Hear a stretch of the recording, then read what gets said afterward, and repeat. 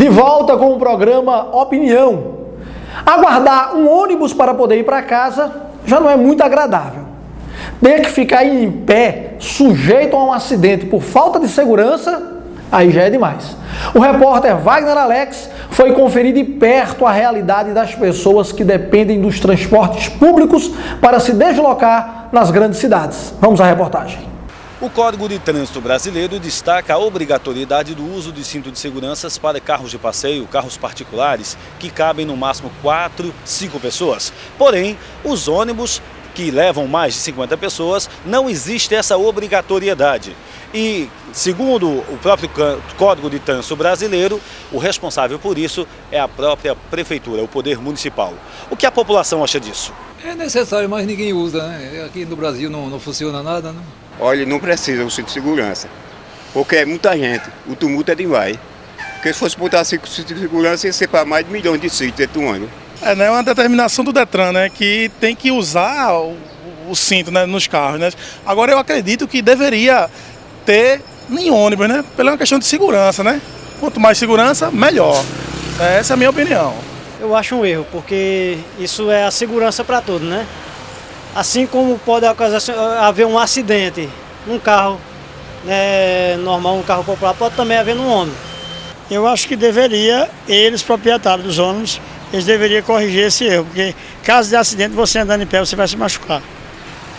O carro é obrigatório, né? É um transporte que você tem que usar o cinto, e o ônibus, eu acho que a gente deveria ter mais segurança no trânsito hoje. Eu acho assim, que nos ônibus também deve ter mais segurança, não é? Porque a gente com cinto de segurança já protege a gente, as crianças. E vocês aí no estúdio, o que é que acham disso? É com vocês. Olha, Wagner, primeiro que isso é um assunto muito complexo, mas é algo que acontece em todas as grandes cidades.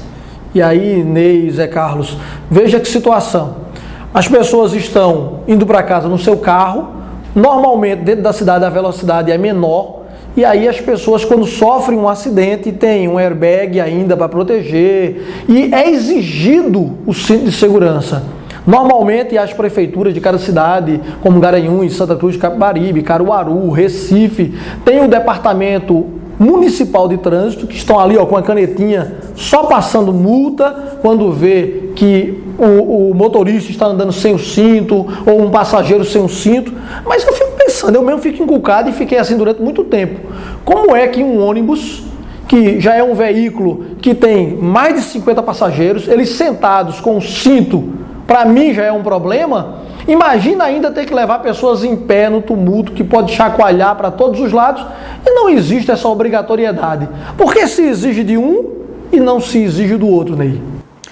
Olha, esse assunto ele realmente tem uma complexidade muito grande, mas assim, eu entendo que o problema não está só no cinto, está nas condições do trânsito como num todo.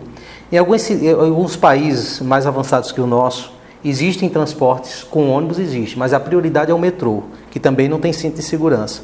Nesses países onde há o transporte público com ônibus, existem corredores para os ônibus.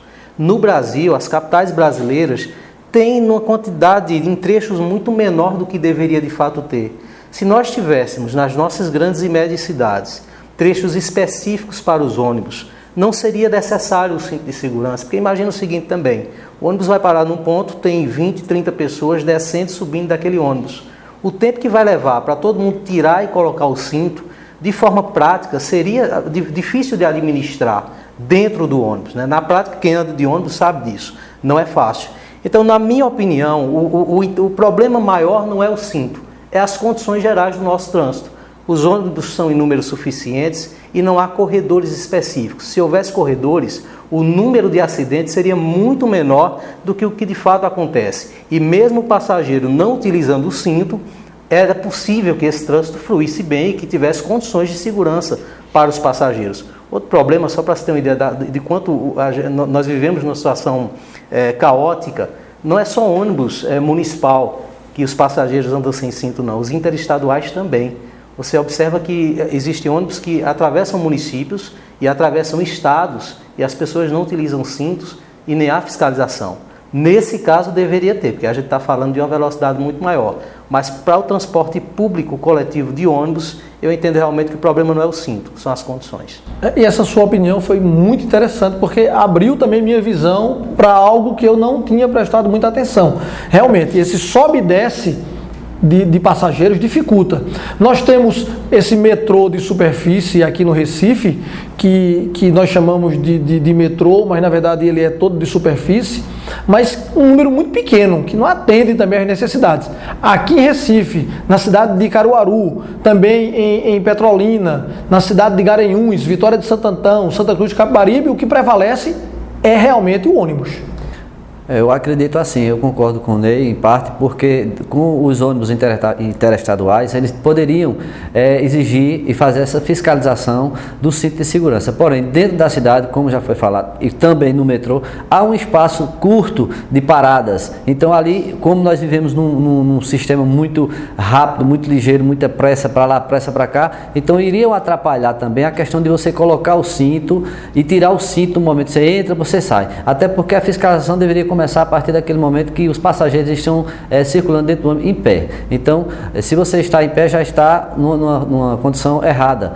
Mas a questão do cinto, eu concordaria no caso do cinto, ele ser usado interestadual. E no município, como as paradas, já falei, são pequenas, principalmente nessas pequenas cidades, iriam, acho que, causar um transtorno muito grande devido à pressa das pessoas que vivem no dia a dia.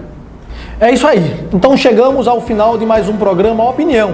E eu quero agradecer a participação aqui dos meus convidados e também a você, telespectador, que nos recebe em sua casa todos os dias no mesmo horário para lhe informar o que tem acontecido no nosso estado, também no nosso país.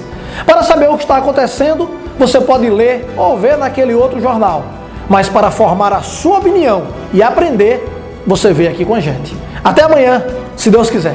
Um abraço.